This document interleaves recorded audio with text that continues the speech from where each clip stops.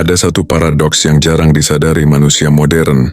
Di dunia yang berisik, penuh opini dan saling berteriak untuk diperhatikan, justru orang yang paling diam seringkali adalah yang paling kuat.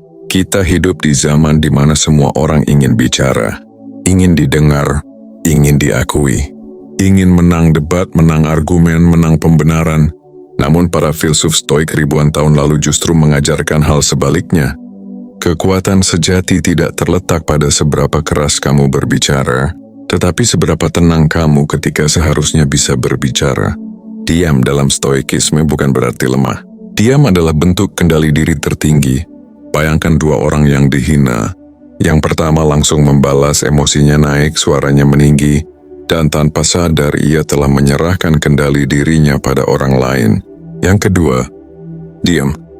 Ia mendengar, memahami, lalu memilih untuk tidak bereaksi. Secara lahiriah mungkin orang mengira dia kalah, namun secara batin justru dialah pemenangnya.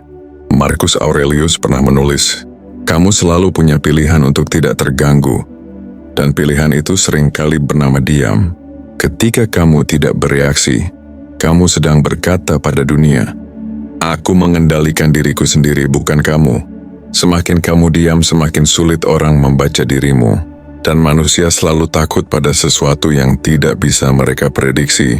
Orang yang terlalu banyak bicara akan mudah ditebak, emosinya mudah dipancing, kelemahannya mudah terlihat.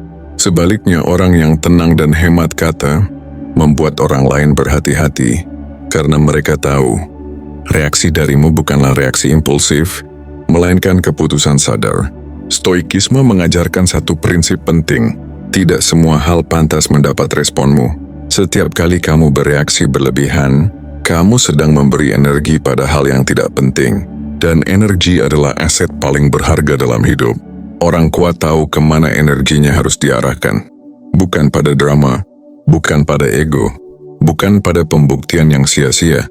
Diam juga mengajarkanmu satu hal penting, mendengar. Kebanyakan orang mendengar untuk membalas, bukan untuk memahami. Saat kamu diam, kamu melihat lebih jelas, membaca situasi lebih dalam, memahami niat orang lain tanpa terjebak emosi. Epictetus berkata, Tuhan memberi kita dua telinga dan satu mulut agar kita lebih banyak mendengar daripada berbicara. Dalam keheningan kebijaksanaan tumbuh. Perhatikan orang-orang yang benar-benar berpengaruh. Mereka tidak sibuk membela diri di setiap kritik. Tidak tergesa menjelaskan niat mereka ke semua orang, tidak panik ketika disalahpahami, karena mereka paham satu hal, waktu dan konsistensi akan berbicara lebih keras daripada kata-kata. Ketika kamu terus bekerja dalam diam, hasilmu akan menjadi suara paling lantang. Stoikisme tidak mengajarkanmu untuk pasif, ia mengajarkanmu untuk selektif. Diam bukan berarti membiarkan ketidakadilan selamanya. Diam berarti menunggu momen yang tepat untuk bertindak dengan efektif. Singa tidak mengaum setiap saat. Ia diam, mengamati, lalu bergerak ketika waktunya tepat. Begitu pula manusia yang kuat secara mental. Saat kamu diam, orang mulai memperhatikan gerak-gerikmu. Bukan karena kamu menuntut perhatian, tetapi karena kehadiranmu terasa stabil. Stabilitas adalah tanda kekuatan. Orang yang mudah tersulut emosi dianggap rapuh. Orang yang tetap tenang di tengah tekanan dianggap berwibawa. Semakin kamu diam, semakin kamu tidak mudah dimanipulasi. Provokasi kehilangan kekuatannya, cacian kehilangan taringnya, drama kehilangan penontonnya, dan di titik itu kamu benar-benar merdeka. Stoikisme mengajarkan bahwa penderitaan seringkali bukan berasal dari kejadian, melainkan dari penilaian kita terhadap kejadian itu. Dia memberimu ruang untuk memilih penilaian yang tepat, bukan yang reaktif, tetapi yang rasional. Ketika seseorang meremehkanmu, kamu tidak wajib membuktikan apapun saat itu juga.